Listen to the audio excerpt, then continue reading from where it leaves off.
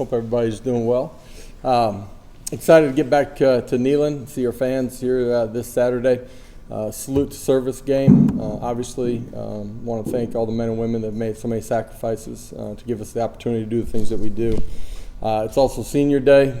Be a great day to recognize those guys that have meant so much and poured so much into this program. Obviously, for me, just thinking back to when I first got here, these guys have been a huge part of laying the foundation, helping our program build extremely quickly here over the last 2 years, and building this program back to where it should be, which is competing at the highest level.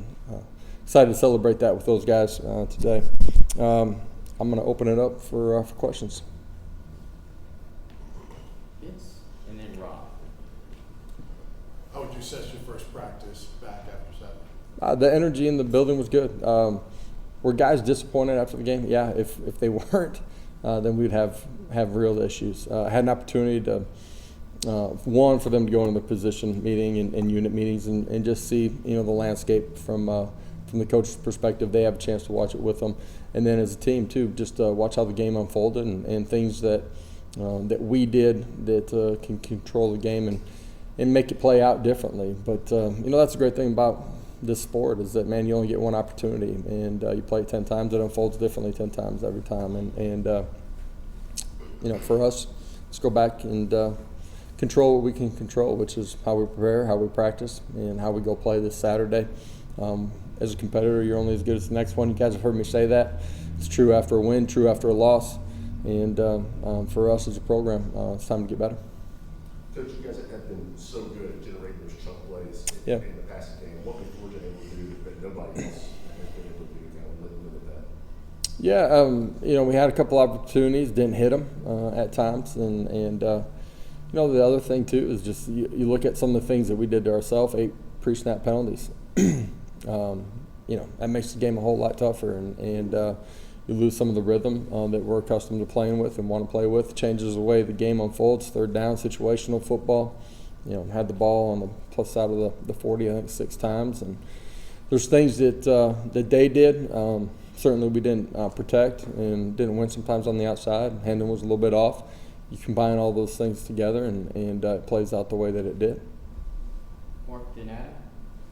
Josh, obviously you've got the respect of the College Football Playoff Committee with them putting you number 1 a week ago. As you go forward, you take care of your business, but at the same time there will be 5, 6, 7, 8 teams that are all trying to prove they deserve to be one of those 4. How do you handle the style points as you go forward? Man, there's a whole month of football, and there's a lot of ball left to be played by everybody in the country. Up until this point, we've done a lot of things right, obviously, in that ball game a week ago. Credit to Georgia, too. But obviously we didn't come out on the right side of the scoreboard. There's nothing that we can control other than who we are, how we approach it, how we go play and compete. At the end of the day, it's about trying to find a way to be the best team on the field during the 60 minutes. That's all we're concerned about. There's a sense maybe some of your guys were just beat one-on-ones. Maybe that's why that game went like it did. When you look at film, can you see ways schematically and assignment, in terms of assignment, that you play that game again, you can see how it would go differently? The first part of that, no. Did you lose just because the guys got beat in one-on-ones? It wasn't scheme, it wasn't assignment, anything like that? Man, there's a whole lot of things that everybody can do different. Me, our assistant coaches, our players too. There's a lot of things that we didn't handle well, and things that are certainly within our control, and things that we've done at a really high level throughout the course of the season. We'll get better at that, and we'll have opportunities to improve upon those things and play a lot better football here down the stretch. Georgia's a good football team, too. Paige in the back. Going up against Georgia, why were they so effective at the line of scrimmage on defense and then being able to blitz Hendon Hooker, I think, like 62% of his dropbacks? Yeah, they're a high amount of pressure team. That's a little bit higher than what we had scouted, but not a whole lot higher than what we had anticipated going into the football game. There's a combination of things, from communication up front, losing some one-on-ones up front, to not winning out on the outside, or Hendon not reading right. It's all of those things together that that make that game play out the way that it did. Situational football is going to be critical against a good football team like they are. And, you look at some of the things that we did before the snap that we are certainly in control of. It changed the way third downs are played, changed situational football. Again, we weren't good on the plus side of the territory, had opportunities.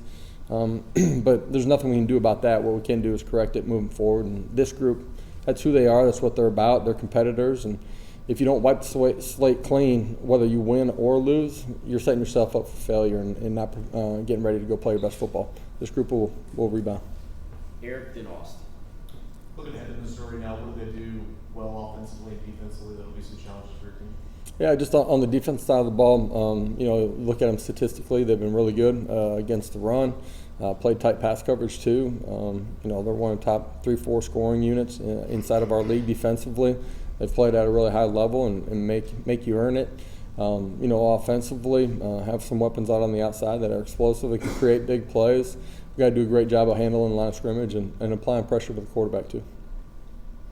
You mentioned Senior Day earlier. I know that's a game that can have a lot of emotions to it, especially from kickoff and to the team for the final time. Is there anything as a coach you can do to kind of level the emotion of all that out? Yeah, you try to prepare them. It's unique in that you pause for 5 minutes, before you go back in the tunnel, and it is you get a chance to see your family, take it in one last time. Obviously, our appreciation as a program and our fans too to recognize those guys, what they've meant, what they've done inside of our program. When you run back in, then you got to reset, and it's got to be just about football for 60 minutes. And a year ago, our guys handled that pretty well. It'll be important that our guys do that here too. A lot of those guys are going to play a lot of football for us. Coach, kind of following up on that with Hendon, he's obviously been such an important part of your program the past 2 seasons. Yeah. Can you describe his impact and what he's meant? Yeah, I mean, to put it just in words, I think it's really tough. I mean, he's been such a leader. He's been such a dynamic playmaker. He's been so consistent in the building. He's a huge part of the culture that we have from within the locker room, the ownership that we have from within it. I don't think anybody inside of our program, players, coaches, or fans, would ever take anything from him for granted. He's had a huge impact, and excited to get it back out there, play one more time in Neyland, but we got a lot of football ahead of us and continue to compete down the home stretch with them. Wes? Josh, I've covered coaches in the past who said that a lot of times you learn more about your team after it loses than after it wins. Is that just something coaches say, or is there some truth to that in terms of things you can learn? And I think you learn a lot about your football team no matter what the circumstances and how they reset and go to the next one.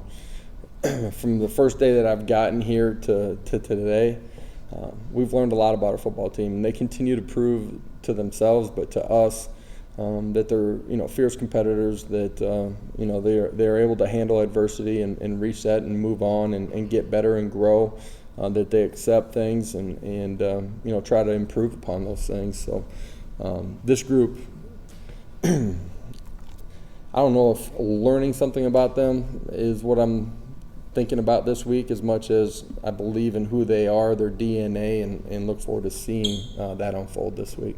If that makes sense. Long term, now that you've gotten the program where it is just overnight so quickly, what's the key to long-term sustainability of this program staying where it is now? Yeah, you stay true to the values that have gotten you here. The cornerstone pieces of who each individual has to be in the building, who we're collectively going to be. Continue to build connection and culture from within the building. You have the ability to develop the guys that are inside your program and continue to recruit at a really high level. And if you put all those pieces together, we're going to continue to get better as a program. And no doubt in my mind that we're in the beginning stages of what this program is going to be.